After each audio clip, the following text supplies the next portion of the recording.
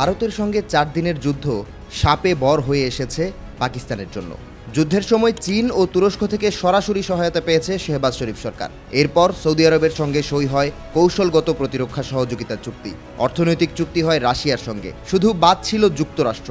গেল মাসে white house সফরে 16 কলা পূর্ণ করেন শেহবাজ শরীফ। এবার পাক বিমান বাহিনীকে আকাশ থেকে আকাশে হামলায় ব্যবহৃত ক্ষেপণাস্ত্র সরবরাহের অনুমোদন দিয়েছে যুক্তরাষ্ট্র।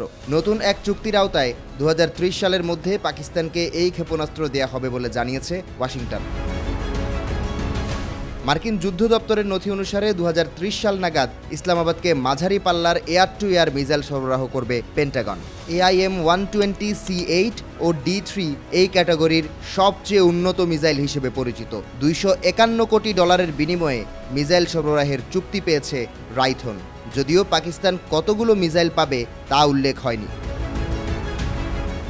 পাকিস্তান বিমান বাহিনীর বহরে রয়েছে F-16 ফাইটার জেট, আর চতুর্থ প্রজন্মের বিমানটির জন্য বিশেষভাবে তৈরি করা হয়েছে AIM-120D3 মিসাইল, যা আমরাম মিসাইল নামেও পরিচিত।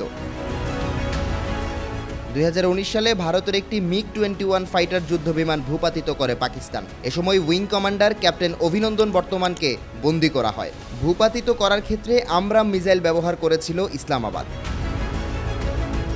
গেল মে মাসে ভারতের বিরুদ্ধে যুদ্ধে 6টি যুদ্ধবিমান ভূপাতিত করে পাকিস্তান। এ সময় ব্যবহার করা হয় চীনের PL-15 মিসাইল। দৃষ্টিসীমার বাইরে থেকে শত্রুর উপর হামলার ক্ষেত্রে সুখ্যাতি কুড়িয়েছে এই মিসাইল। আমরাম মিসাইলও 160 থেকে 180 কিলোমিটার দূর থেকে হামলা চালাতে সক্ষম। ইনার্শিয়াল নেভিগেশন ও GPS সিস্টেম অন্তর্ভুক্ত করায় লক্ষ্যভেদ করা যায় সুনিপুণভাবে। এছাড়াও শব্দের চেয়ে 4.5 গুণ দ্রুত গতিতে ছুটতে সক্ষম আমরাম। সব মিলিয়ে এমন কমপ্লিট প্যাকেজ সমরাঙ্গনে ভারতের বিরুদ্ধে আরও কয়েক ধাপ এগিয়ে নিল পাকিস্তানকে। বর্তমানে ইসলামাবাদের F-16 যুদ্ধবিমানে ব্যবহার করা হয় আমরামের পুরনো সংস্করণ C5 ভ্যারিয়েন্ট। 2010 সালে 500টি মিসাইল ক্রয় করে পাকিস্তান।